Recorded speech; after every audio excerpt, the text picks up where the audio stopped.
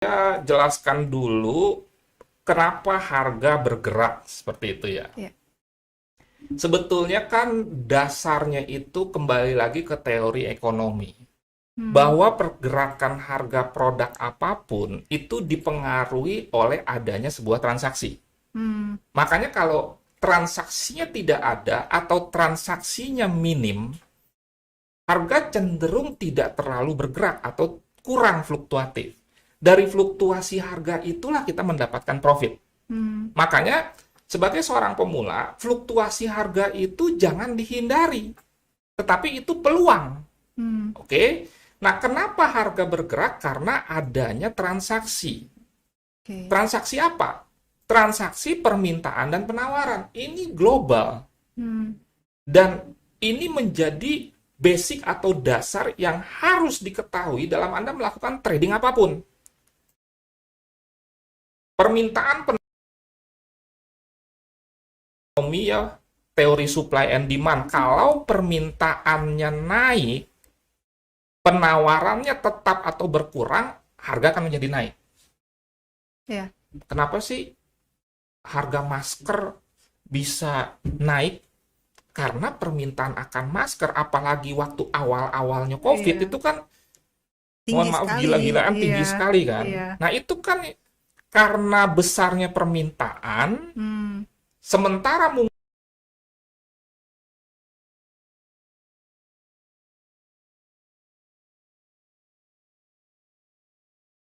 bergerak karena adanya transaksi. Transaksi apa? Permintaan penawaran. Nah, sekarang pertanyaannya begini.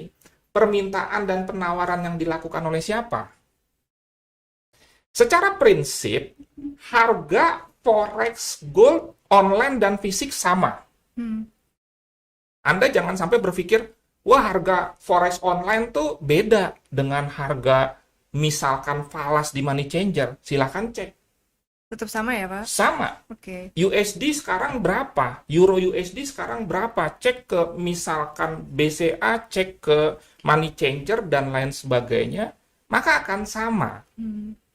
Jadi jangan sampai menimbulkan salah persepsi, wah ini harga nih beda nih, misalkan dengan fisik. Enggak, sama. Nah, yang membedakan mungkin selisih antara harga beli dengan harga jual, spread namanya. Ya. Nah, itu beda. Disitulah misalkan penyedia likuiditas, salah satunya kalau di saham namanya sekuritas, kalau di forex gold namanya broker, kalau di fisik namanya money changer. Dia mendapatkan keuntungan. Makanya kalau kita ke money changer, kita mau beli dolar umpamanya, kan kita lihat dong harga beli Iya. misalkan, Iya. nah kan ada selisihnya. Sehingga kalau kita beli dolar, detik itu juga kita jual, kita rugi. Iya. Karena begitu kita jual, lihat harga beli, harga jualnya yang jual dong, bukan kita.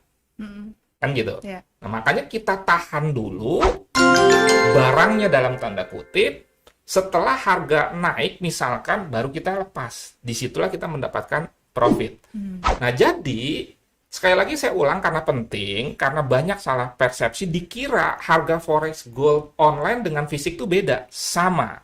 Cuman, yang membedakan apa? Nilai dari pergerakan itu tadi. Hmm. Kalau misalkan, tadi kan sudah saya kasih contoh, di fisik, sama-sama bergerak 100 pip. Di fisik mungkin nilainya cuma 100 rupiah. Hmm. Di forex gold online, jadinya bisa 10.000 rupiah. Hmm. Karena ada leverage. Leverage itu daya tarik. Tetapi harus dimaknai dengan positif, seperti pisau lah. Hmm. Kalau bisa menggunakannya dengan baik, dia membantu. Ya. Tapi kalau tidak bisa menggunakan dengan baik, ya jatuhnya judi. Oh, iya ya. Sama aja seperti sepak bola, jelas-jelas olahraga, Hmm. tapi ada judi bola. Makanya waktu kita masuk ke sepak bola, mau jadi apa? Hmm. Mau jadi pemain atau mau jadi penjudi? Nah, bisa nih. Jangan sampai disalahkan sepak bolanya. Sepak bolanya memungkinkan dibuat menjadi judi. Memungkinkan. Hmm. Ya. Nah, termasuk ini. Nah, sekarang kalau Anda perhatikan slide misalkan bahwa yang menggerakkan harga itu Ini contohnya, bank sentral umpamanya. Kemudian commercial bank, ada financial institution, misalkan di sini bisa juga asuransi apa segala macam, ada hedge fund manager atau fund manager seperti kalau kita tahu George Soros. Ada perusahaan-perusahaan Mhm. yang memang dia bukan mencari keuntungan. Hmm. Bahwa pergerakan harga forex gold ini kan karena supply and demand. Iya. Nah, tidak semuanya mengambil keuntungan. Hmm. Contoh Vira misalkan, punya karyawan misalkan nih, wah, bule, kan gajinya dolar. Hmm. Vira butuh dolar dong. Nah, kalau misalkan semua perusahaan di Amerika butuhnya dolar, pada saat dia melakukan penggajian, dia kan butuh dolar banyak. Iya. Itu menggerakkan market. Hmm. Makanya, totalinya, baik itu untuk kebutuhan mencari keuntungan, termasuk untuk kebutuhan berlangsungnya perusahaan. Karena tidak semua orang membeli mata uang tujuannya untuk mencari keuntungan. Hmm. Itu tadi, pada awal saya kasih contoh. Vira mau kuliah ke Jerman, butuh euro. Ya. Ya kan? Kalau banyak yang ke Jerman, maka permintaan akan euro kan Semakin tinggi. bertambah ya. Oke. Sehingga pola pikir kita jangan sempit. Hmm. Nah, inilah sekali lagi transaksi-transaksi inilah pelaku pasar forex gold tadi. Inilah yang menyebabkan harga bergerak. Ya. Jadi itu akumulasi dari pihak-pihak yang memang mencari keuntungan spekulasi, Hmm. memang untuk kebutuhan operasional. Hmm. Belum lagi nanti kalau kebutuhan hedge fund, misalkan di hedge, kan ada sistem hedge. Saya buka coffee shop umpamanya.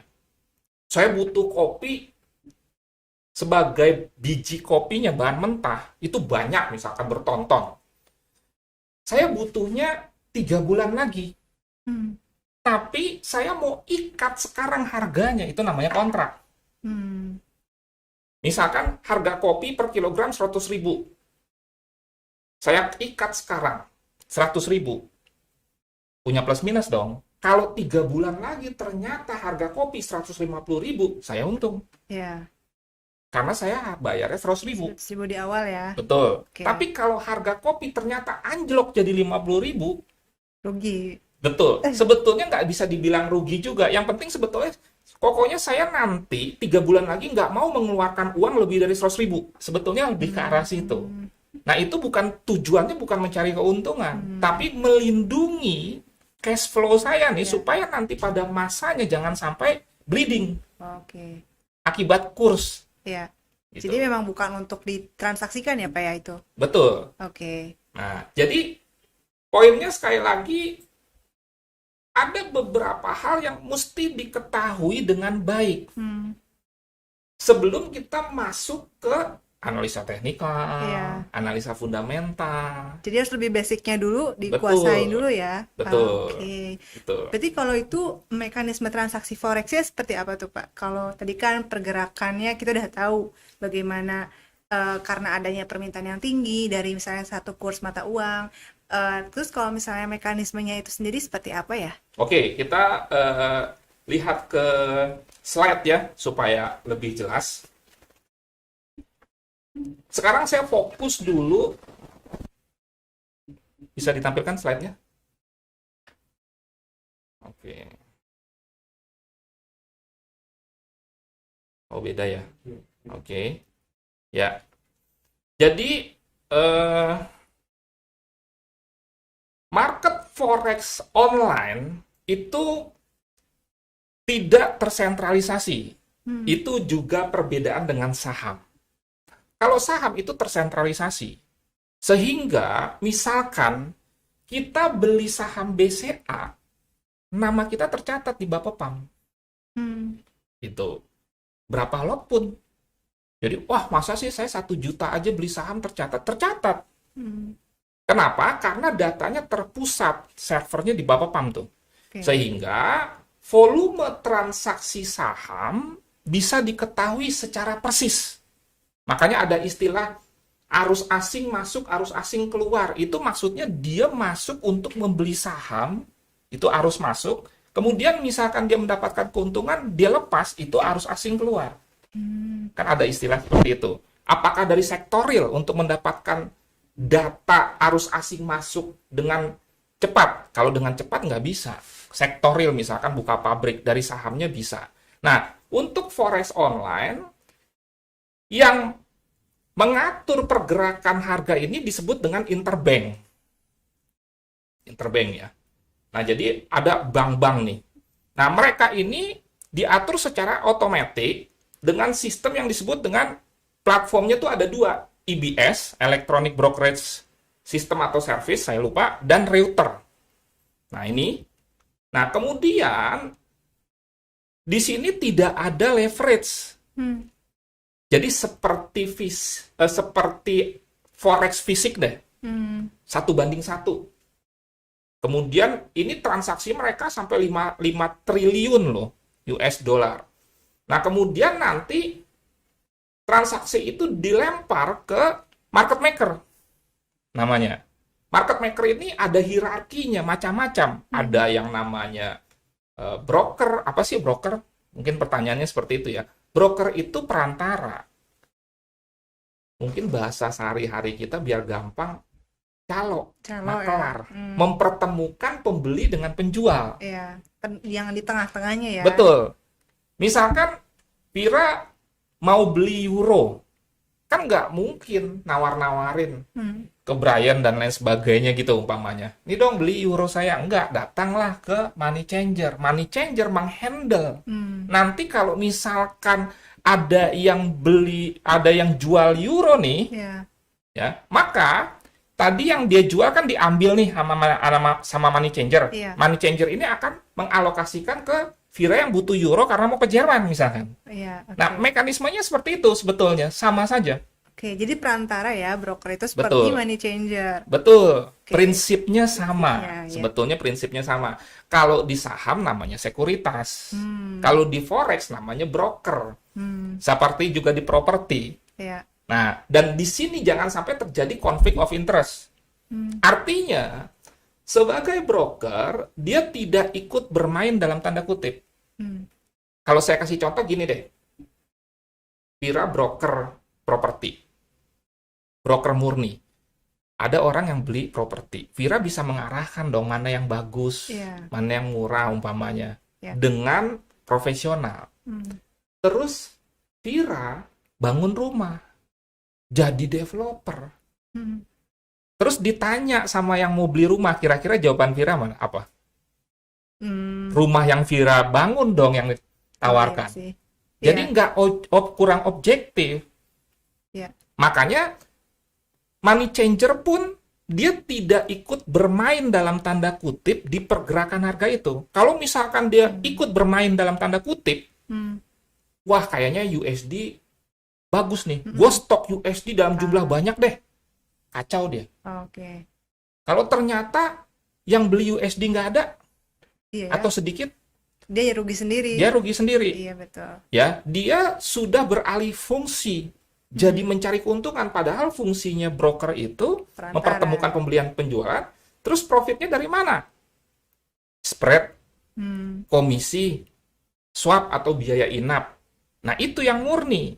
Nah, jadi kembali lagi dari interbank market ini masuk ke market maker. Market maker itu ada hierarkinya, ada liquidity provider, ada bank-bank yang lebih kecil, ada forex, ada hedge fund manager, baru masuk ke trader, ke kita nih. Iya. Yang entry dari software bisa misalkan MetaTrader, TradingView, atau software bawaan broker, kita entry. Nah, kira-kira prosesnya seperti itu. Oke. Kira-kira gambarannya seperti itu. Iya. Udah Nah. lebih ada gambaran sih, Pak, sekarang. Nah, kan gitu. Iya. Nah, sekarang tadi saya katakan interbank. Siapa itu interbanknya? Kira-kira si interbanknya tuh seperti ini nih, yang di slide nih, mungkin ya. Ya, misalkan Citibank yang baru saja dapat berita cabut dari Indonesia nih. Retailnya dia tutup. Citibank di Indonesia tutup retailnya. Ya. Tetapi di dunia dia termasuk interbanknya ini yang terbesar ini. Nah, Jadi secara tidak langsung sebetulnya interbank ini bisa menggerakkan market. Kenapa? Karena dia punya dana besar, sehingga dia kan bisa melakukan transaksi dalam jumlah besar. Logikanya, misalkan Citibank ingin menaikkan euro, dia masuk ke market, dia borong euro, maka harga akan naik.